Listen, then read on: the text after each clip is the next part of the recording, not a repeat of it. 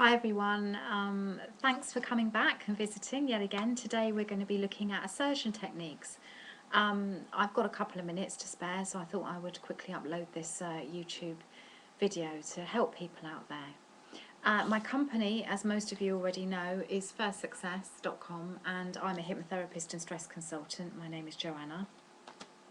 Some people have been confused, so let's just clear this up. My name is actually Joanna Davis, but my authoress name is Joanna Knight. So in case you're looking for my book, Return from the Void, it's under Joanna Knight. I have a different author name, so just getting that clear.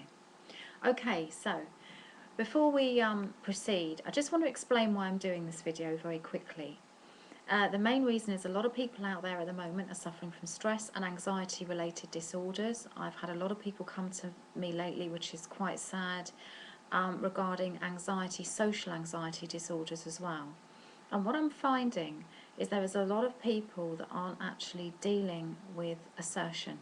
They don't know how to assert themselves. So we're just going to clear up the 3 basic rules that make this really easy so you can actually empower yourself and give this back to yourself. So rule number 1 is to actually show other people that you understand. The ego likes to be understood. People like to have their names used. They like to be able to feel as if they can relate to you.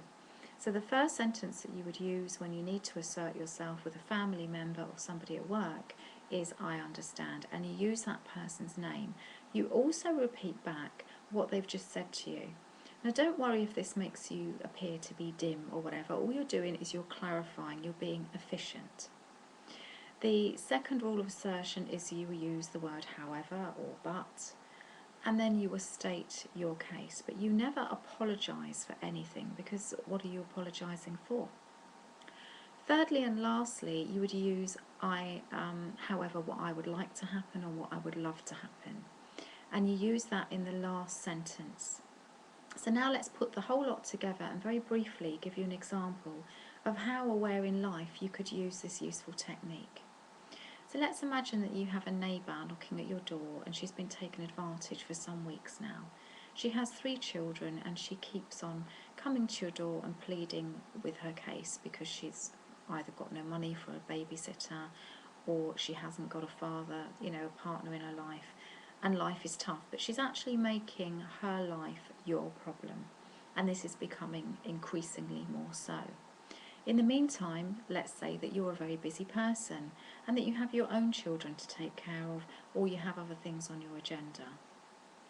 So the first thing you would say, let's imagine this person's name is Melanie for argument's sake. So the first thing you would say is, well, hi Melanie, I understand that you want me to have your children today because, and then you repeat the reasons why she's asked you to have her children.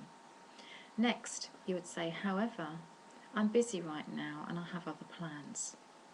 Lastly, and what I would like to happen is for you to ask the lady across the hall, or perhaps to ask your mum, or to sort something else out. It's very simple, it's very quick. Is the other person going to particularly like the fact that you've said no without saying no? Well, no. In short, people like to get their own way. But if you're a yes person and that is creating you constant stress in your life, you're going to have to learn to use these techniques of assertion. So now let's try it at work. You have a boss that interrupts you when you're very busy and he slams a piece of work in front of you and asks you to do that now. A nice way that you could deal with this is to look at your boss, maintain eye contact, smile and say, oh, hi, Jeff, or whatever your boss's name is.